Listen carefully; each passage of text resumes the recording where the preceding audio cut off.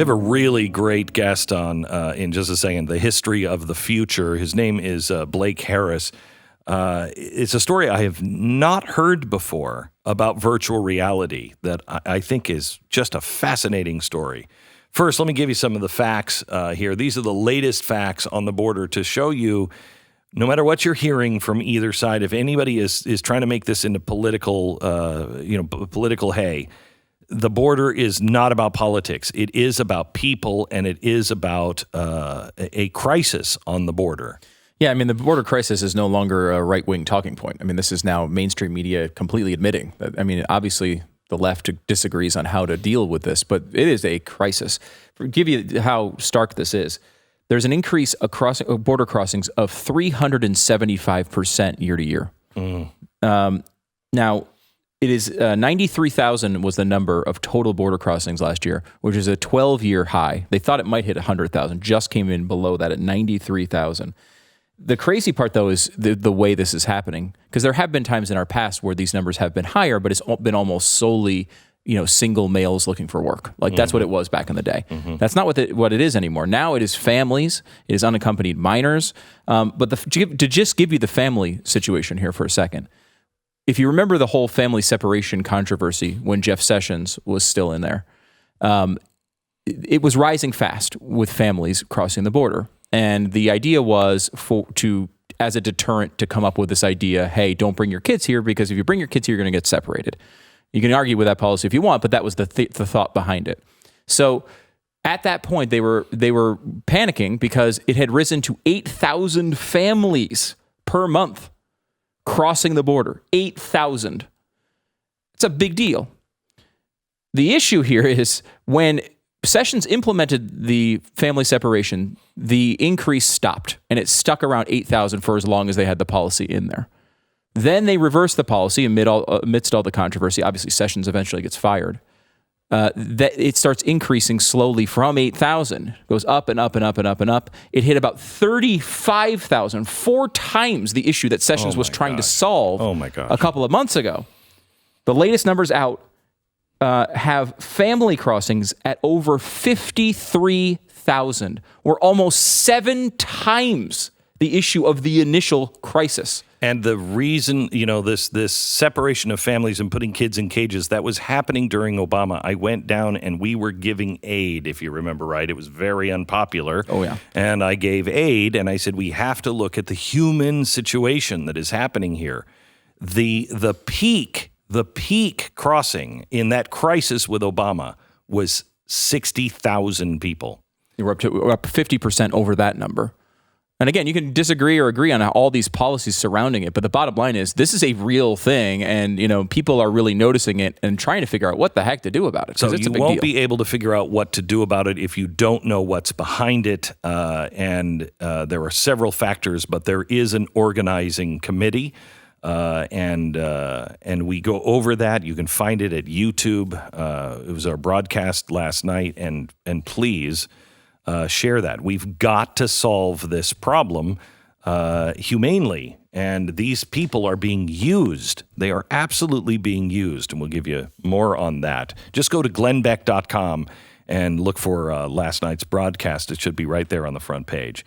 All right, I want to talk to Blake Harris. He's an author of a book, The History of the Future, Oculus, Facebook, and the Revolution That Swept Virtual Reality.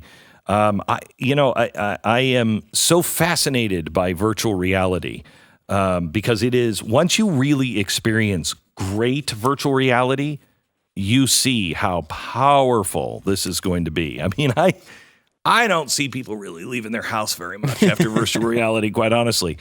But the story of the guy who came up with Oculus has really been lost. I didn't even know this, and it is a fascinating story. Blake is here with us now. Hi, Blake. How are you? Hey, I'm great. Thank you so much for having me on, and I'm glad that you've tried good virtual reality and seen that it's going to change the future. Oh, my gosh, it is.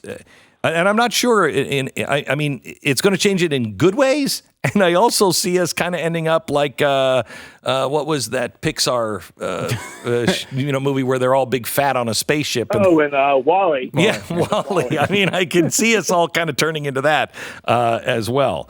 And we'll get into that here in a second. Can you just tell us the story of Oculus and what happened and who first invented that and the story of this kid? Sure. So this all happened back in 2012, so 7 years ago.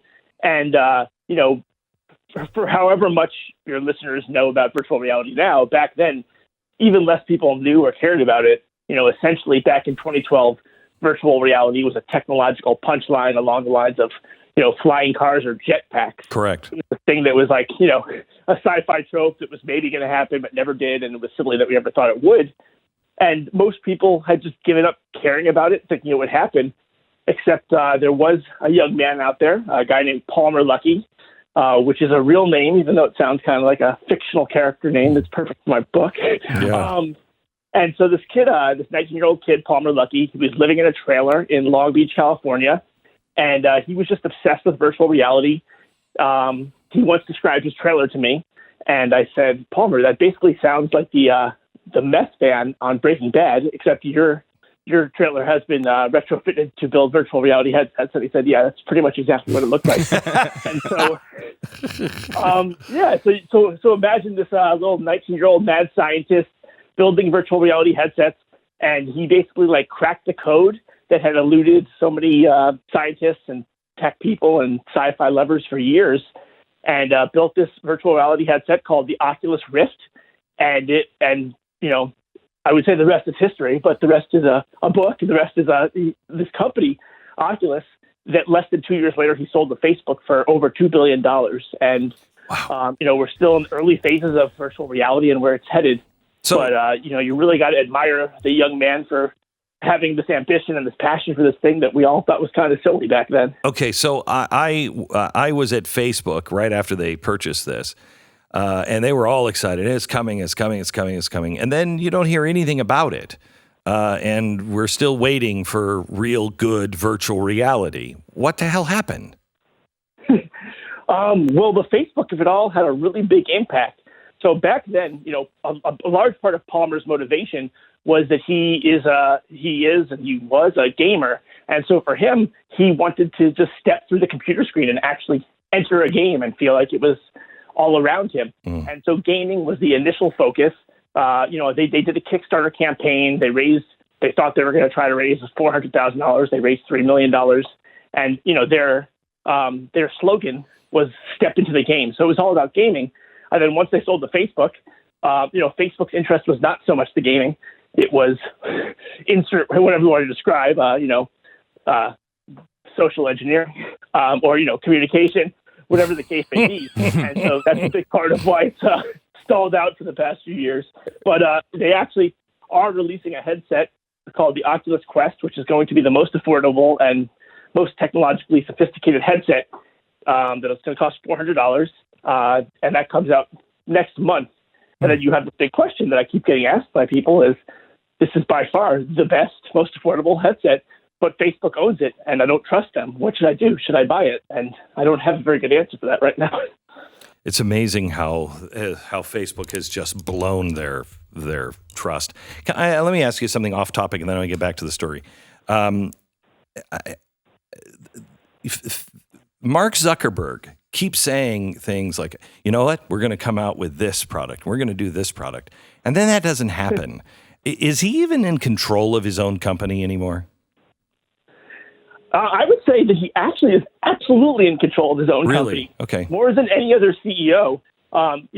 Mark announced about a year and a half ago that he was going to give 99% of his money away to charity, which sounds a lot nicer and simpler than it actually is. Not to say that there's a nefarious plot behind it, but basically he still has the majority voting share because of how he structured the stock.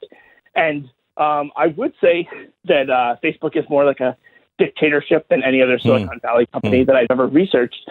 And I'm sure we'll get to it in terms of why Palmer ended up leaving Facebook against his will and the politics of it all. But that was really all driven by Mark directly. Yeah, because the politics of it are really interesting. There's a Trump tie to this story, and it's a fascinating one. It's one we've heard many times in other industries. But, it's for some reason fascinating that it is this level, and you've never heard it. We'll get to that. Yep. Blake, we're going to take a 1-minute break and then we'll come back. The name of the book that is laying this out is The History of the Future by Blake Harris. We'll continue our conversation with him in just a second. Talking to Blake Harris, the book is The History of the Future. I would also highly recommend his book, Console Wars. I mean, he's a great author. Blake is with us. And so far, Blake, really what you have here is a great American entrepreneurial story, right? This kid who is in a trailer, he brings virtual reality from nothing to a $2 billion sale at Facebook. You know, the technology is questionable about where it's going at this point with Facebook. But the exit of the inventor of this is a fascinating story. So I mean, to me, I don't know how familiar you are with my writing, but everything I write, I always try to write with my grandmother in mind. You know, how can I get her interested in this tech story? How can I get her interested in Sega and Nintendo?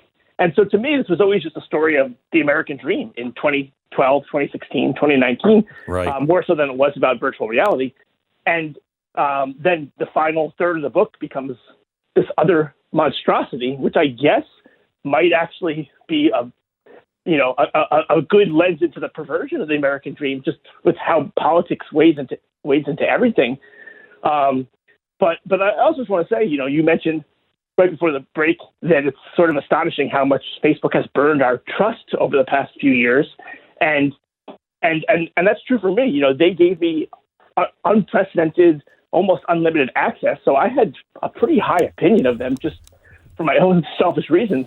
But what I came to discover during my research, before my access was eventually cut off because of what I discovered, was just really immoral and terrible. And then also, I should mention that, you know, I'm a lifelong liberal, not a fan at all of Trump. So, you know, as we'll get into now, like what I found, I certainly wasn't looking for a sympathetic Trump supporter story, but that's what I found. Wow. Okay, so tell us the story. Sure. So in September of 2016, so this was like 6 weeks before the presidential election, there was an article that came out about Palmer Luckey, about the inventor of Oculus, and the headline was Facebook billionaire secretly funding Trump's meme machine. And the insinuation, explicitly and implicitly, was that, you know, every terrible meme that you've seen online for the past election season, everything misogynistic, anti-Semitic, hateful, etc., that Palmer was like running a troll factory and that he was the person behind it all. And that just wasn't true at all. The truth was that he made a slightly less than $10,000 donation to a political organization that was pro-Trump, that was planning to put up billboards across the country. And I always kind of wonder how people would have reacted if they just had known the truth, because in Silicon Valley, they might have reacted just as badly. But anyway, he's so unpopular in such a short amount of time, to the extent that, you know, one of my favorite publications, at least previously, Wired, you know, you'd think sort of an even-headed publication, non-sensationalistic. Their headline in the midst of this was that their headline was that Palmer Luckey is the worst. That's it. Palmer Luckey is the worst.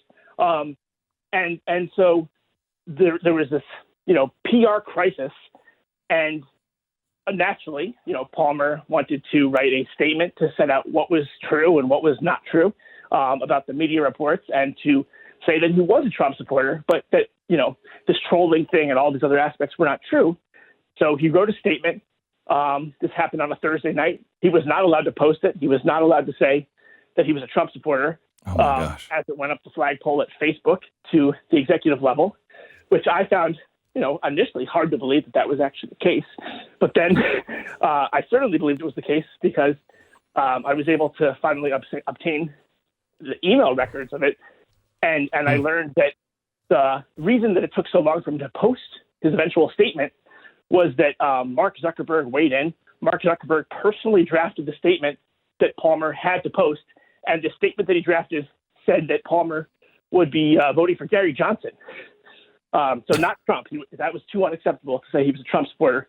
And so he had to post a statement saying that he supported Gary Johnson, written by Mark himself. And, you know, he did that in order to save his job. Wait. But he wasn't voting for Gary Johnson. Correct. That makes it illegal and unethical that he's would be directed by the head of one of the most powerful organizations to say that he was supporting a politician that he wasn't. Wow. That was, yeah. So I couldn't believe it myself. So wait a minute. So how is it that a guy with $2 billion from Facebook doesn't sue Facebook for this? Doesn't press charges? Well, part of it was at the time, I interviewed over 200 people for the book. And so I talked to some of the people that he confided to and asked for advice from about should he post a statement that was illegal and that he didn't agree with. And their response was basically, yes, you could sue Facebook and potentially win, but you wouldn't be at the company anymore and it would take years. And more than anything, Palmer wanted to remain at the company. It was his baby. It was what he had done with most of his adult life. Granted, it was a short adult life at that time. He was only 24. But yeah, I mean, he has a very strong case if he ever wants to pursue legal action. I assume that he signed an NDA of some kind that prevents that when he's eventually fired. But yeah, he was eventually fired. He basically, after he posted that statement, he was put on permanent vacation. Facebook employees were told that Palmer wanted to take time off of work. It was framed as Palmer's decision. One of my favorite and saddest moments is Palmer's waiting to come back a couple weeks later, and he's participating in a town hall call by conference, or actually not participating because he was not allowed to interact with anyone. And he was listening, and he found out during this meeting that he had asked for 6 more weeks of vacation. Okay, hang on. I got to take a break. That's insane. We'll come back. This is nuts. Behind the scenes inside of Facebook and Palmer Luckey, the guy who invented Oculus, and how he was forced out because he was a Trump supporter. The name of the book is History of the Future. We're talking to Blake Harris, who's really fascinating. He's written a book called The History of the Future, Oculus, Facebook, and the Revolution that Swept Virtual Reality. But it is interesting to me that he is a liberal, doesn't necessarily like Donald Trump, and really liked Facebook going in, had unprecedented access. And then when the inventor of Oculus, this entrepreneur, this 20-some-year-old kid, sells to Facebook and the election heats up, all of a sudden he is in trouble with Facebook, and they force him to put out a deal that says he's not voting for Trump. He's voting libertarian when that wasn't the truth. He plays ball. He's told to go take a vacation. They frame it as he's decided to. He's on a conference call, and he finds out that he had asked for even more vacation. And you know what's coming at the end of this. We pick it back up with Blake Harris, who, Blake, I have to tell you, I love people who, I may disagree with sometimes vehemently on things, but are open-minded enough to go, well, yeah, but this part is true or this part is true, and just let the chips fall where they may. You're a very rare species. I don't know if you know that. No, thank you. And unfortunately, I've come to realize that, or to believe that is the case. My book was originally due to HarperCollins. The manuscript was due in September of 2016, the same month that this all went down. And I ended up spending an extra 2 years, for no pay, working on this thing because this is a crazy story. And you mentioned earlier that, you hadn't really heard about this. And it sounds kind of bonkers because, every other Facebook scandal to date, Mark Zuckerberg is not directly involved, and he could always sort of throw up his arms and say, oh, I didn't know, or, that was some other person's fault. But he is the one who personally wrote this statement, which was just bad for him to even put that in email. And you're like, how is this not national news? How is this not breaking news? But then I talked to other journalists, and I understand why. These are journalists I know under the context of they read my first book about Sega Nintendo and loved it. So I think they have a somewhat positive opinion of me. And I reached out to a lot of them to tell them that they had the story wrong. and I offered to send them evidence. I told them I was the only person who actually interviewed all the participants in this and had all the archival information. And they basically said, yeah, but who cares? He's a Trump supporter. So maybe it's inaccurate, but so what? And if I had told that to my mom and she said that, I still would be kind of bummed that she didn't care about what was true and what was not. But these are journalists. This is their job. And then when I told them, not only was the reporting about Palmer wrong, but the reason he was fired was for political discrimination, they almost laughed in my face to say, yeah, but that's not the kind of discrimination I care about. And political discrimination is perhaps probably, less of a persistent issue than other forms of discrimination. But when it happens, it's still bad. We can all agree upon that, I thought. Though apparently not. So are you finding anyone starting to wake up, Blake? Is there anyone? Because I know on the right, I have found a few people that are, in fact, several that are like, I'm out. I'm done with this. I'll call balls and strikes, and my side screws up. I don't care. I will say that they're screwed up here because this is insane. Are you finding anybody that is starting to open their eyes to what is being created? Unfortunately, less than you'd expect. I being a liberal and existing in probably some sort of liberal bubble, Election Day was a wake-up call for me. I was very upset, but my thought was, okay, the voice of half the country, the majority in the Electoral College has spoken. I should actually listen to them because I find Trump repugnant, but they don't, and they are my fellow citizens. Let me figure out what I'm missing. Mm-hmm. And I tried to do that. And I feel like for the 24 hours after the election, a lot of other liberals were in a similar boat of, we got to talk to the other side. And then they instead decided to just double down and say, no, these people are just stupid, or they don't understand that they're voting against their self-interest or whatever. And so you would have thought that more people would be waking up and just want to call balls and strikes and say, all right, I don't like Trump, or I don't agree with his approach on this, but I actually think his strategy here was a good one. And that's not the case.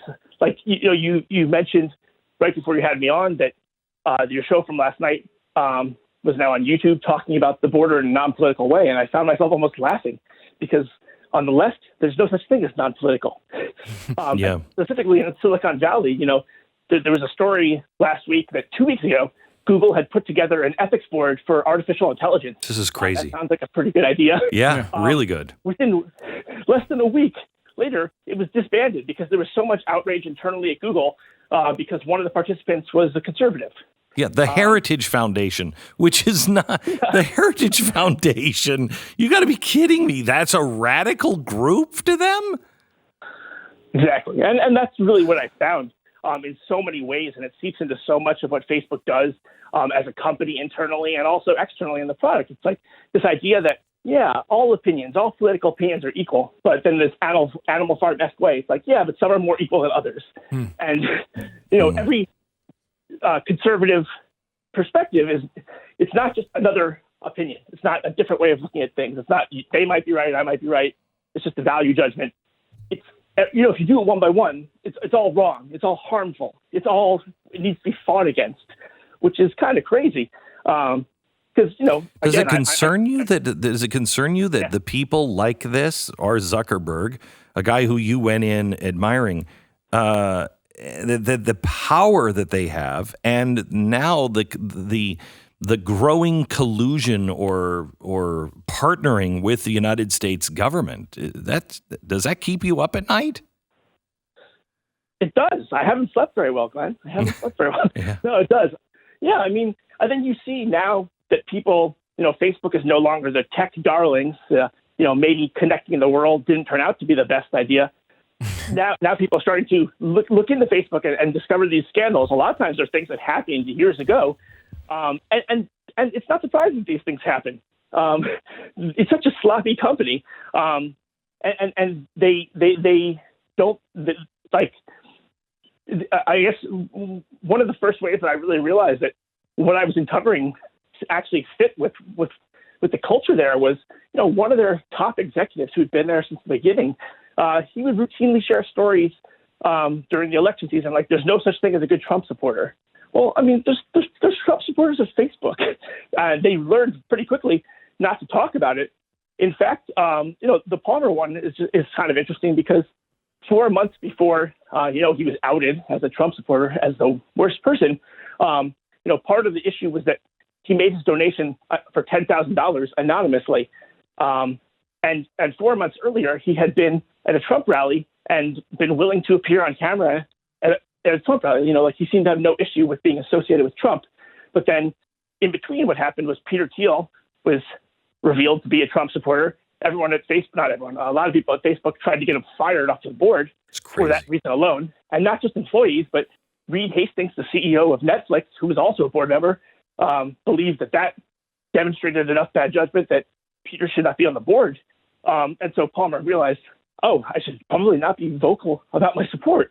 And that was probably wise, because when it was revealed that he was a Trump supporter, he didn't end up at the company anymore. Blake, two more from me. First of all, the idea that there's no such thing as a good Trump supporter was pretty widespread at this time, particularly in the media and through a lot of these tech companies.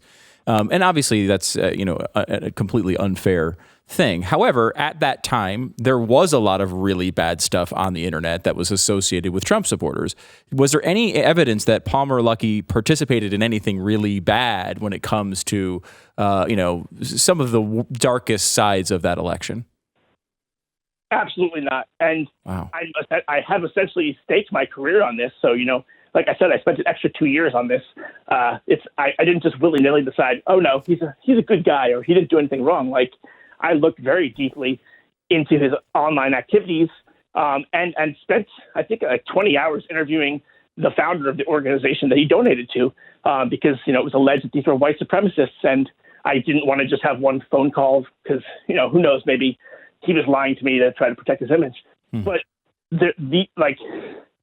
I've spoken to Palmer almost every day for the past 3 years. I've spent years looking into all this stuff. There's no evidence of any wrongdoing, and I would bet my life that he did not do anything that we would consider beyond the pale. Wow. or unacceptable. Wow. And the last one, Blake, is you mentioned it about your career. Do you have one after this book? Because not only are you fighting for a Trump supporter, which is not something you're supposed to be doing, but also, you got access to Facebook. You were able to get an incredibly detailed account because of that access. And now because you're being honest here, they are no longer going to be fans of yours. People in the future are going to be hesitant to give you access to the next thing. Yep. That's pretty much what I expect to happen. But, the only thing I published while I was sort of undercover in Facebook for these past couple of years was an article called "This is How Fake News Happens," and it was all publicly available information. I wanted everyone to just be able to see here's what actually happened, and here's how it was reported, and here's how this crazy game of telephone happened to make it even worse. And the response to that, was like 50% of people saying, "Oh, thank you for pointing out that the media messed up here with Palmer," and then 50% of people calling me a Nazi, even though I was happily bar mitzvahed. I think that's weird. I would be a Nazi. Yeah, it's a strange choice. I got the Defender of Israel award from Benjamin Netanyahu, and I also am anti-Semitic somehow or another. Yeah. So Exactly. And so, people call me Nazi, white supremacist, whatever, complicit, blah, blah, blah. And that was the reaction I kind of expected. But instead what happened is that it's been almost 100% positive. And then there's just been silence from, my first book won gaming awards, and I was named a gaming personality of the year. Oh, yeah, and awesome. As of now, the book's been out for a month or so, and there has been zero coverage of it on any tech or gaming mainstream website. Wow. Are you kidding me? That is incredible. I'm surprised there's not more pickup too from conservative media on it, because here's the thing. That was not your goal, but it's a really big story. Here is the thing. This is an amazing book. I already own a book. I'm holding a copy of it, but I got from the publisher. Let me just show this so you know that I'm telling you the truth. I just ordered another copy on Amazon because I want to support you. You and I probably disagree politically on, 90% of stuff. It doesn't matter. We have to have people who are willing to open their eyes and see the truth and let the chips fall where they may. I ask every member of this audience, if you have Kindle, it'll cost you $14. How much? I don't know how much it is as a hardbound. But buy this book. It's a great book. You're going to really enjoy it. It's an unbelievable story. But you're also supporting somebody who needs the support. Somebody who doesn't agree with you, but is willing to tell the truth. We have to reward those people on both sides that are trying to do their best. Blake, I really admire you, and I hope that we can meet. I'd love to have you on for a podcast, but I really admire you, and congratulations. Thank you, and let us know any way we can help you. Thank you so much. I really appreciate it. You bet. Take care. You bet.